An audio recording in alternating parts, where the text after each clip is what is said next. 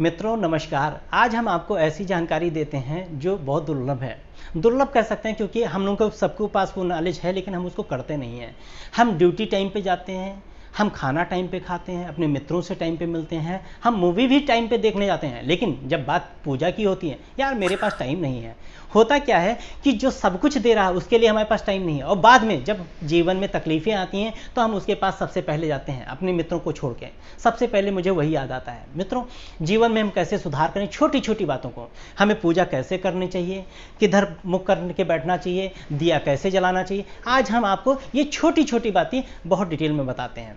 सबसे पहले अगर हो सके तो पूर्व की तरफ मुंह करके बैठना चाहिए। हमेशा पूजा जो है, पूजा का स्थल जो है पूर्व दिशा की ओर होना चाहिए।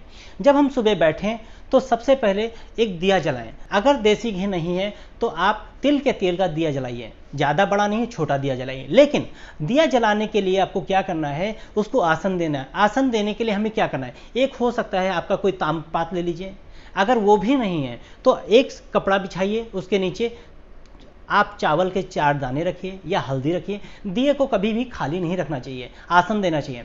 और दिया अगर जला रहे हैं और माचिस से जला रहे हैं, और माचिस को बुझाने के लिए कभी भी फूंक का इस्तेमाल नहीं करना चाहिए, ना दीपक को बुझाने के लिए फूंक का इस्तेमाल करना चाहिए। ये निगेटिव इम्पैक्ट जाता है। साथ ही साथ में ये तो हो गया दिया जलाने का। दिया हमेशा बाईं ओर रखें। आप जब बैठे हैं तो बाईं ओर आपको दिया जलाना चाहिए। साथ ही साथ में धूप बत्ती जलाएं।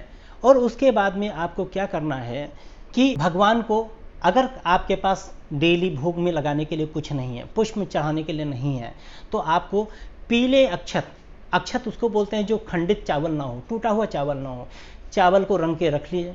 उसको जब आप कहें फूल चढ़ाने के लिए, मन में विचार रहे हैं फूल चढ़ा रहे हैं तो अच्छे चढ़ा दें, भोग लगा रहे हैं तो अच्छे चढ़ा दें, वस्त्र दे रहे हैं तब भी अच्छे चढ़ा दें। अगर आप इस तरह करते हैं तो आपके पास जो चीज़ें नहीं हैं चढ़ाने के लिए, वो वस्तुतः आपके मना स्थिति के अकॉर्डिंग वो भगवान स्वीकार कर लेता है। साथ ही साथ में हमें ये ध्यान देना चाहिए कि आसन हमें खुद अपने लेने चाहिए। हम कई बार होता है ऐसे ही ज़मीन पे बैठ जाते हैं। धरती माता को कभी भी पूजा के लिए हमें ऐसे नहीं बैठना चाहिए। कुछ नहीं, एक कपड़ा ही डालिए। वैसे ऊनी आसन हो तो ज़्यादा बढ़िया है, ऊनी कपड़े का हो या कुश का आसन हो, ये भी अच्छा रहता है।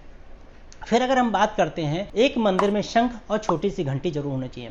कम से कम सुबह और शाम आपको शंख बजाना चाहिए, जिससे 2 फायदे होते हैं। घर की जो नकारात्मक ऊर्जा होती है वो खत्म हो जाती है। साथ ही साथ में अगर आप शंख बजा रहे हैं तो आपके फेफड़े मजबूत होते हैं, जिससे आपको कोई बीमारी टच नहीं कर सकती।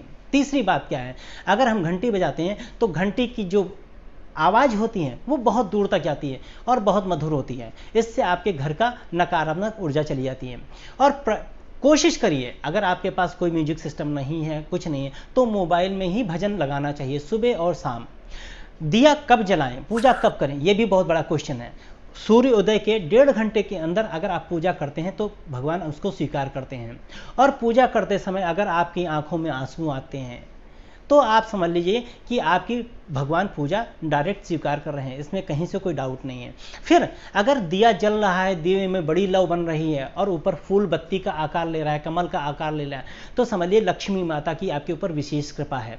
मंदिर के स्थान पे जाले नहीं होना चाहिए, सफाई होनी चाहिए। अगर बड़ा मंदिर है तो साफ करने में टाइम लगता है, छोटा मंदिर भी उसको आप साफ करके रखिए। डेली नए वस्त्र देने की जरूरत नहीं है, लेकिन डेली सफाई की जरूरत है। मित्रों, आपको क्या करना है, सूर्य उदय के पहले भी आपको 1.5 घंटे पहले दिया जलाना चाहिए। और हो सके अगर पॉसिबल है तो सुबह शाम पूजा अवश्य करनी चाहिए। अगर आप नहीं कर सकते, आपकी घर की गृहिणी, आपकी पत्नी, उनको ये पूजा जरूर करनी चाहिए। और धीरे धीरे जब आप पूजा करेंगे तो आपके बच्चों में वो ऊर्जाएं आएंगी, और साथ ही साथ में उनको भी अपने साथ बैठाइए। मित्रों, अगर आपको हमारा ये वीडियो अच्छा लगता है, ज़्यादा से ज़्यादा शेयर करिए, लाइक करिए, कमेंट करिए। अगर आपके जीवन में किसी तरह की कोई समस्या है, अगर आप हमसे संपर्क करना चाहते हैं, मन में कोई भी आपके क्वेश्चन है, प्रश्न है, तो आप हमसे निसंकोच स्क्रीन पे दिए नंबर पर हमसे संपर्क कर सकते हैं। धन्यवाद मित्रों।